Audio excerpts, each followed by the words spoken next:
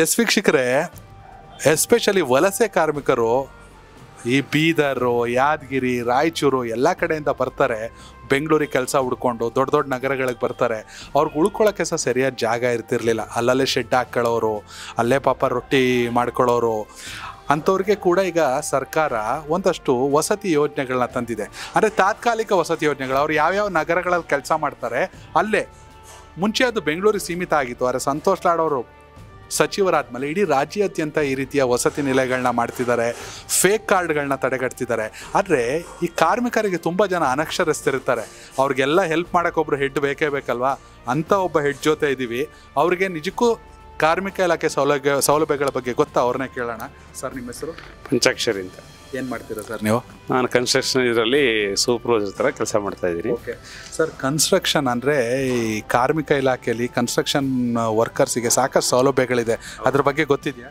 ಅದೇ ಸುಮಾರು ಸೌಲಭ್ಯ ಇದೆ. ಅದಕ್ಕೆಲ್ಲ ಈಗ ಫ್ರೀ ಪಾಸ್ ಇದೆ. ಅವ್ರು ಕನ್ಸ್ಟ್ರಕ್ಷನ್ ಮಾಡೋರಿಗೆ ಫ್ರೀ ಮೆಡಿಷನ್ಸ್ ಇದೆ, ಸೌಲಭ್ಯ ಇದೆ. ಇವಾಗ ಇವರು ನಮ್ಮ ಸಂತೋಷ್ ಲಾಡ್ ಅವರು ಆಂಬುಲೆನ್ಸ್ಗಳು ಬಿಟ್ಟಿದ್ದಾರೆ ಅವ್ರಿಗೋಸ್ಕರನೇ. ಆಂಬುಲೆನ್ಸ್ ಬಗ್ಗೆ ಎಲ್ಲ ಗೊತ್ತಾ ನಿಮ್ಗೆ? ಅದು ಬಿಟ್ಟಿದ್ದಾರೆ, ಗೊತ್ತು ಹೇಳಿ. ಈಗ ಅದಕ್ಕೆ ಹೆಲ್ಪ್ಲೈನ್ ಸಹ ಇದೆ.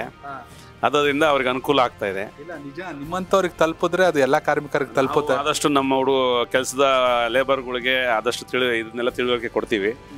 ಹಾಗಾಗಿ ಅವ್ರಿಗೆ ಉಳ್ಕೊಳೋದಕ್ಕೆ ವಸತಿ ಸೌಲಭ್ಯನೂ ಸಹ ಮಾಡಿದ್ದಾರೆ. ಅದಕ್ಕೆ ಎಲ್ಲ ಅವ್ರಿಗೆ ಆ ಥರ ಎಲ್ಲಿ ಉಳ್ಕೊಳಕ್ಕೆ ಜಾಗ ಬೇಕು ಅಂದರೆ ಹತ್ರ ಇರೋ ಕಡೆ ಹೋಗಿ ಅದು ಸೌಲಭ್ಯ ಮಾಡಿರೋದು ಒಳ್ಳೆಯ ಕೆಲಸ. ಹಾಗಾಗಿ ಮತ್ತೊಂದು ಕಡೆ ನೀವು ಎಷ್ಟು ವರ್ಷದಿಂದ ಈ ಫೀಲ್ಡಲ್ಲಿ ಇದ್ದೀರಾ? ನಾನು ಒಂದು 20 ವರ್ಷ ಹಿಂದೆ ಇದ್ದೀನಿ. ಸರ್, ಸಾಕಷ್ಟು ಅಂದರೆ ರಾಜ್ಯದಲ್ಲಿ ನಕಲಿ ಕಾರ್ಡ್ಗಳು ಜಾಸ್ತಿ ಆಗಿತ್ತು ಬೇರೆ ರಾಜ್ಯದವ್ರಿಗೆ. ಅದೆಲ್ಲ ಕಟ್ಟಾಕೋ ಕೆಲಸನ ಸರ್ಕಾರ ಮಾಡ್ತಿದೆ, ಗೊತ್ತಾ? ಮಾಡ್ತಾ ಇದೆ. ಪೇಪರಲ್ಲಿ ಮೊನ್ನೆ ಎಲ್ಲ ಬಂದಿತ್ತು, ಹೆಡ್ಡಿಂಗ್ ಅಲ್ಲೇ ಬಂದಿತ್ತು, ನೋಡಿದೆ. ಸೊ ನಮ್ಮ ಸಂತೋಷ್ ಲಾಡ್ ಅವರು ಇದರಿಂದ ಅದೆಲ್ಲ ಕಾರ್ಡ್ಗಳನ್ನೆಲ್ಲ ರದ್ದು ಮಾಡ್ತಾ ಇದ್ದೀವಿ ಅಂತ ಪೇಪರಲ್ಲಿ ಓದಿದ್ದೆ ನಾನು.